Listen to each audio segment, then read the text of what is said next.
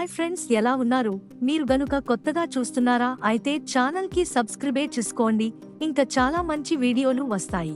కళ్యాణ్ తన నిర్ణయాన్ని మార్చుకుని అప్పుని ఎలాగైనా ఒప్పించి తనతో తీసుకురావడానికి బయలుదేరుతాడు. ఇంతలో అప్పు పెళ్లి మండపంలో కనిపించకపోవడంతో కళ్యాణ్తో లేచిపోయిందని గొడవ చేస్తారు రుద్రాణి, ధాన్యలక్ష్మి. అయితే అప్పుని అనామిక కిడ్నాప్ చేస్తుంది. అది చూసిన బంటి విషయం కళ్యాణ్కి చెప్తాడు. ఇదంతా గత ఎపిసోడ్లో హైలైట్గా మిగిలాయి. ఇక ఆగస్టు 7వ తేదీ ఎపిసోడ్ 482లో ఏం జరిగిందంటే, ఇందిరా దేవి రుద్రాణిని మందలిస్తూ నువ్వు మొగుడు వదిలేసిన ఆడదానివి, నిన్ను పెళ్లికి పిలవడమే పాపం అంటూ చివాట్లు పెడుతుంది. మీ ఇద్దరు కలిసి ఒక ఆడపిల్ల మీద నిందలు వేసి ఈ పెళ్లి ఆపేశారు. ఒకవేళ మీరు అనుకున్నట్టు కాకుండా ఆ అమ్మాయి ఏదైనా ప్రమాదంలో పడి తిరిగి ఇంటికి వస్తే అప్పుడు మొహాలు ఎక్కడ పెట్టుకుంటారు? పిల్ల కోసం ఏడుస్తున్న ఆ తల్లి గర్భశోకం మీ ఇద్దరినీ వదిలిపెట్టదు. ఇది నేను పెడుతున్న శాపం కాదు, గుడిలో దేవుడు అంతా చూస్తున్నాడు అంటూ ధాన్యలక్ష్మిని, రుద్రాణిని తిట్టిపోస్తుంది ఇందిరాదేవి. అపర్ణ కూడా వాళ్ళిద్దరికీ చీవాట్లు పెడుతుంది. మరోవైపు పెళ్లి ఆగిపోయిందన్న విషయం తెలుసుకున్న అనామిక అప్పుతో ఆ విషయం ఆనందంగా చెప్తుంది. అప్పు అనామిక మీద కోపడుతుంది. ఇంతలో కళ్యాణ్ వచ్చి రోడీలని కొట్టి అప్పుని సేవ్ చేస్తాడు. ఈరోజు తనని రక్షిస్తున్నావు కానీ ప్రతిరోజు తనని రక్షించుకోగలవా? ఎక్కడి నుంచి ఏ ప్రమాదం వస్తుందో ఊహించగలవా అని కోపంగా అడుగుతుంది అనామిక.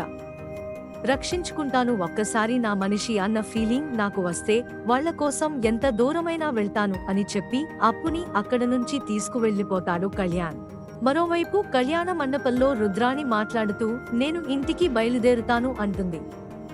నన్ను ఒంటరిగా వదిలేసి వెళ్ళిపోతావా అంటుంది ధాన్యలక్ష్మి.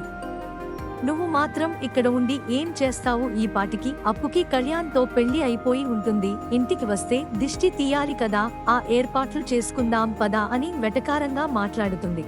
అప్పుడే అక్కడికి వచ్చిన కళ్యాణ్ రుద్రాణి మీద కోప్పడతాడు. జరిగిందంతా అందరికీ చెప్తాడు. జైల్లో ఉన్న అనామిక వచ్చి అప్పుని కిడ్నాప్ చేసిందంటే మేము నమ్మాలా అంటుంది రుద్రాణి.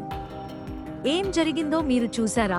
నేను చూశాను. అనామిక అప్పు అతని కిడ్నాప్ చేసి తీసుకువెళ్లిపోతుంటే నేను వెంటపడ్డాను అని జరిగిందంతా చెప్తాడు బంటి. ఇప్పుడు మాట్లాడండి ధాన్యలక్ష్మి గారు, ఇందాకటి నుంచి మా కుటుంబాన్ని ఎన్నెన్నో మాటలు అన్నారు. మీరు దుగ్గిరాల ఇంటి ఆడవాళ్లు అయిపోయారు, లేదంటే మిమ్మల్ని వదిలిపెట్టేదాన్ని కాదు అని చివాట్లు పెడుతుంది కనకం. ఇందాకటి నుంచి మా అక్క చెల్లెల్ని, మా కుటుంబాన్ని ఎన్ని మాటలు అన్నారు ఈ ధాన్యలక్ష్మి గారు, మా అత్త. ఇప్పుడు వాళ్ళని ఏం చేయమంటారో చెప్పండి అమ్మమ్మ, తాతయ్య అని అడుగుతుంది స్వప్న. ఇప్పటికే వాళ్ళు సిగ్గుతో చచ్చిపోతున్నారు, వాళ్ళని వదిలే అక్క అంటుంది కావ్య. వదిలేయడమేమిటి కావ్య? వాళ్ళిద్దరు మూలంగానే పెళ్లి ఆగిపోయింది, వాళ్ళిద్దరూ మూలంగానే పెళ్లి కొడుకు మనల్ని అన్ని మాటలు అని వెళ్లిపోయాడు. ఇప్పుడు దానిని ఎవరు పెళ్లి చేసుకుంటారు అని ఏడుస్తూ అడుగుతుంది కనకం. అప్పుడు రాజ్ మాట్లాడుతూ ఎవరి వల్ల నిందలు పడ్డాయో వాడే ఆ నిందలు చెరిపేసి అప్పు మెడలో తాళి కడతాడు అంటూ తాళి తీసుకొచ్చి కళ్యాణ్కి ఇస్తాడు. ఎవరు ఈ పెళ్లిని ఆపుతారో నేను చూస్తాను అని చెప్పి కళ్యాణ్కి ధైర్యం ఇస్తాడు. కళ్యాణ్ అప్పు మెడలో తాళి కడుతుంటే ధాన్యలక్ష్మి అడ్డుపడుతుంది. రాజ్ ధాన్యలక్ష్మిని అడ్డుకుంటాడు. తరువాయి భాగంలో నేను అడిగినప్పుడు అప్పుని ప్రేమించడం లేదని చెప్పారు. ఇప్పుడు అప్పు మెడలో తాళి కట్టారు. మీరు నన్ను మోసం చేశారా? నా చెల్లెల్ని మోసం చేశారా అని కళ్యాణ్ని అడుగుతుంది కావ్య.